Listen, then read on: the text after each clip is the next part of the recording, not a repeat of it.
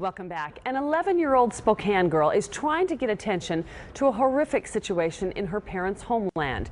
She's written to congressmen, Washington's Attorney General, the United Nations, and even the President of the United States. She wants them to help, but perhaps even more important, she wants you to understand.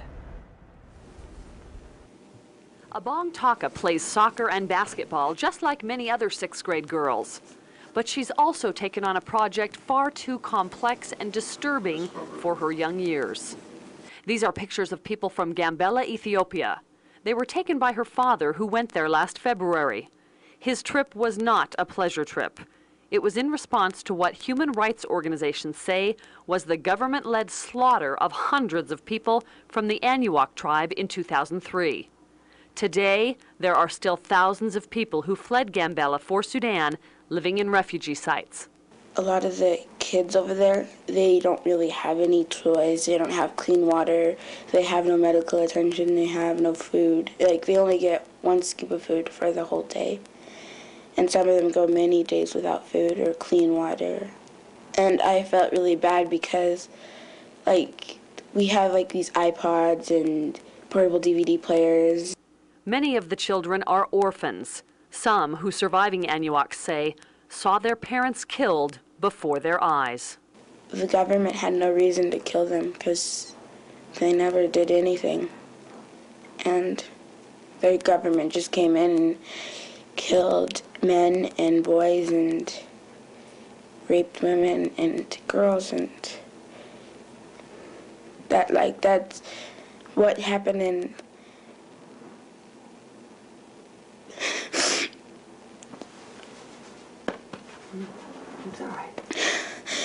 What happened in New Orleans was natural. It was Mother Nature, but this was by people that maybe you trusted. ABANG's father believes the greatest need right now is water. His people need a well.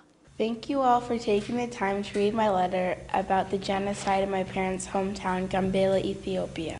We need to help these children who don't have parents or relatives.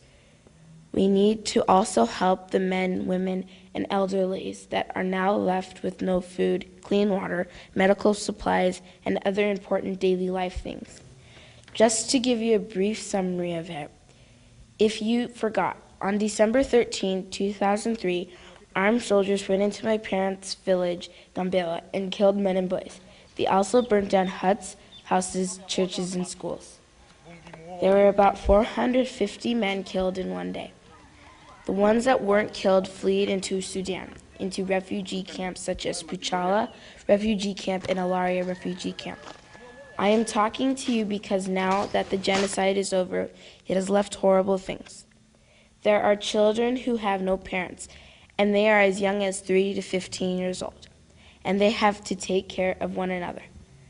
They were forced out of their homes into the wilderness, and some hid in the bush expecting there was going to be help and change. And even in the refugee camp, life is difficult because there is one well for 14,000 refugee camps, no medical supplies, and not enough food. I am talking to you to ask if you can help me to let the people back into their homes. They need to be let back home because that's where most of their life is. I really need your help on this because I can't do it alone. I need the help of others. I want this to be solved and give them hope for the future. I want them to feel safe and protected in their homes. Give the children somewhere to go back to school and play. I really want your help to bring them peace and happiness. Through my eyes, the people are facing a very difficult time. Through your authority as a world leader, I want you to help these innocent people by making things work for them. Thank you for your time and consideration. I hope you can give some of your time to give back these people their lives and homes. I hope to hear from you soon. Thank you again.